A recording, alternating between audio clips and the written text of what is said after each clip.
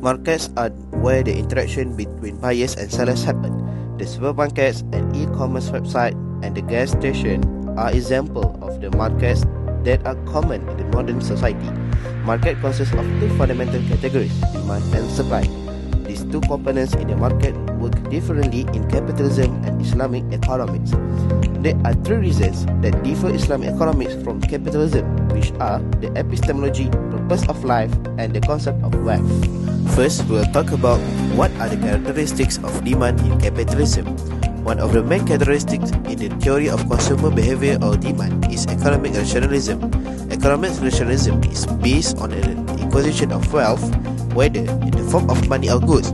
It's the ultimate objective of life and at the same time the goal of economic success. The next characteristic is extravagance, which is excessive spending. At the individual level, someone who regularly spends more than their income borrows to meet present demand without regard for the ability to repay the debt, or buy something for a higher price than it is worth, or buy something but does not use it wisely is deemed extravagant. Next, niggardliness is defined as a refusal to spend money on necessary and reasonable goods. Such action is frequently motivated by greed. Greed is the pursuit of self-interest to its logical conclusion, disregarding the distinction between ethical and unethical or legitimate and unlawful behavior. Next, we'll talk about what are the characteristics of the demand in Islamic economy. Muslims should only demand or consume products which are halal and allowed by the Sharia law. Therefore, it of Allah has given you lawful and good, and give thanks for Allah's favor if Him do you serve. It has been mentioned in Quran in chapter 16 verse 114. Moderation is the quality of doing something within reasonable limits. It means a condition between insufficient and excessive in doing something to avoid bad effect in the economy. Muslims must use their personal spending moderately by never using it to exceed their own personal income. Muslims made their choices in demand not only for worldly matters but also for the hereafter. The number of alternative use of one's income is increased by the inclusion of all benefits that will be gained in the hereafter. Now, we are discussing about the characteristics of supply in the market capitalism.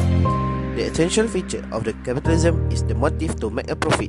As Adam Smith said, it is not from the benevolence of the butcher, the brewer, or the baker that we expect our dinner, but from their regard to their own interests. Both participants in a voluntary exchange transaction have a stake in the outcome, yet neither can get what they want without considering the other's desire.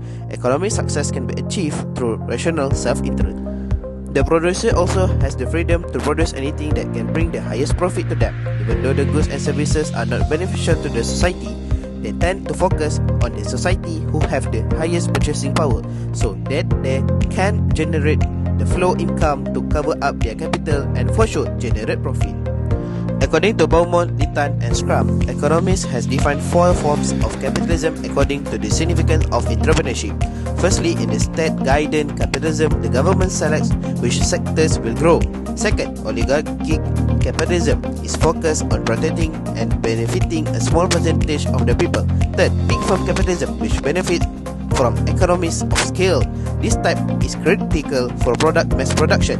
Lastly, entrepreneurial capitalism, which inventions such as the automobile, telephone, and computer, individual and new businesses are frequently the source of these breakthroughs. Last, we'll discuss about the characteristics of supply in Islamic economic. Islamic economic emphasizes the validity of production in Islam.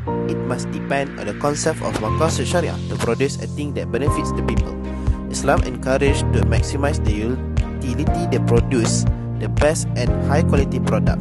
The total supply is supposedly enough with basic needs of people, not excessive to avoid waste. Islam also strictly prohibits the supply of unlawful items in Islam. Supplying goods in Islam is considered as an act of worshipping to Allah. When a man supplies goods in the market while abiding by Islamic rules and understanding his role as a trustee, Allah will surely reward him with Jannah. Thus, in Islam, the goal of producing and supplying all of those goods is to gain a greater reward in the afterlife.